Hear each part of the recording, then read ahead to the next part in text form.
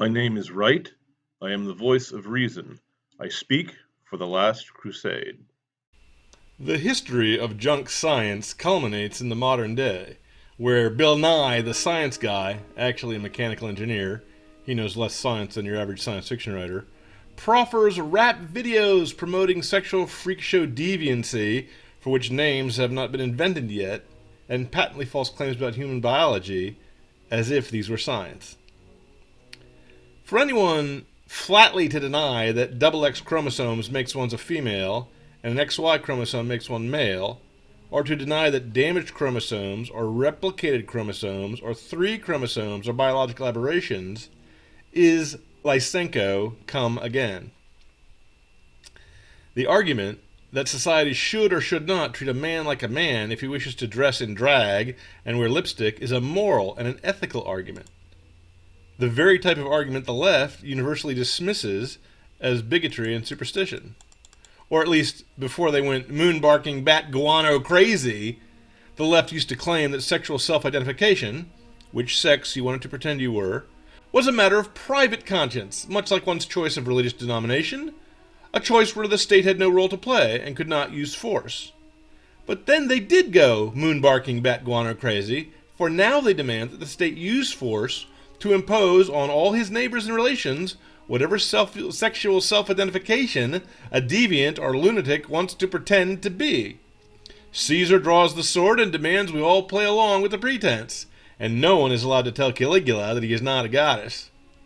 It is convenient for this fraud if students are taught science in modern government-run schools and colleges, where every last iota of skepticism and rigorous scientific thinking will be indoctrinated out of them. Then the students will be trained, like so many tame circus lions, to rear and roar and riot whenever some conservative or libertarian speaker is invited on campus to debate the deep questions of the day. It is a sight of terrible justice and sadistic schadenfreude to see the lines turn on their professors, indoctrination officers, and trainers and consume them. The candid reader may be wondering why, if the leftists hate real science and love only junk science, the leftist will always turn to science to support his claim. Science has immense prestige in the West, historically speaking, because the debates between Catholic and Protestant theology led to years of war, and this led to the contempt the common man commonly feels for philosophical arguments, which is, arguments no authority could settle. Science was refreshingly nonpartisan and non-sectarian. Nature, not revelation, would settle any dispute. Science was also refreshingly practical.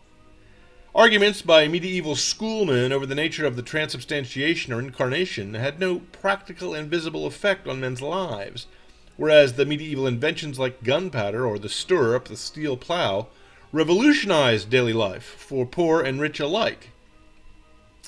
And when technology improved the lives of a common man in coming generations, above what the emperors and pharaohs of old could hardly dream, no field of study could have commanded greater prestige.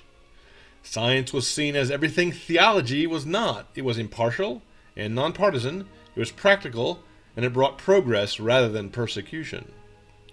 Scientists have immense prestige in the West because scientists are recognized as having the dignity of scholars. That is, they are thought to be men of high intelligence, sterling integrity, intellectual bravery, and diligence in a field that demands patience and rigor.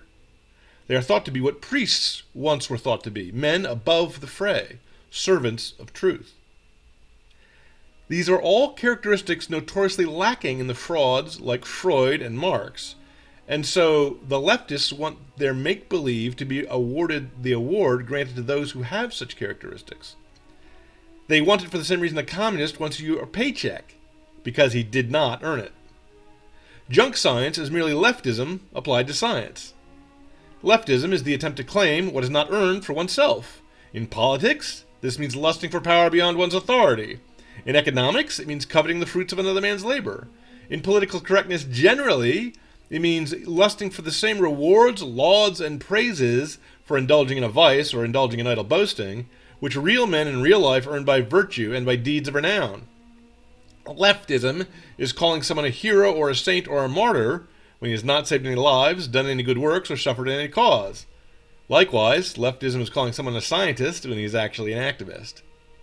In this case, the prestige and confidence science earns by long and patient discipline and rigor, the junkists claim by self-anointed authority. A real scientist will not say his theory is true. He will say his theory is the best currently available on the grounds of it being the most robust, the most elegant, and one not yet overturned by adverse observations. A junk scientist, on the other hand, will say his theory is the gospel truth because he is a prophet, and his tongue shoots fire to blast the heretics, and those who doubt him will be burned to ashes in the global warming disaster, or the breakdown of the capitalist world system, or hurt by race mixing, or some other illusionary avenger, always placed just about a decade or two in the future, far off enough for there to be no current sign of this avenger, but close enough to spook an unwary onlooker. Also, the leftists tend to be mildly autistic when it comes to charts, graphs, numbers, and data collection, and be very deeply impressed with the claims of authorities, especially with the claims of anonymous authorities whose work is never checked nor peer-reviewed. When losing an argument on the basis of common sense, a leftist is someone who can pull out a thick stack of charts gathered by a fraud like Kinsey, and make windy claims about the number of sexual deviants, adulterers, and sodomites in America, and he can win the argument on technicalities, or at least he can bore his opponent into quitting the field. What is so odd about leftist adoration of authority is their alleged mistrust of authority, or their claim that authority should always be questioned. Can anyone tell me what philosopher, what scholar, what theorist is responsible for the claim that a diversity of race, sex, and sexual misbehavior is somehow beneficial in any way to any institution? No? The claim is anonymous.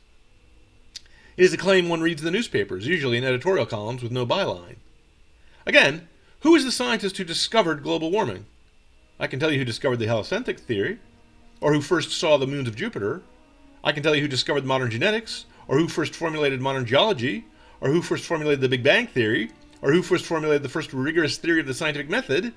All these men were good Catholics, by the way, and 3 of them were in holy orders.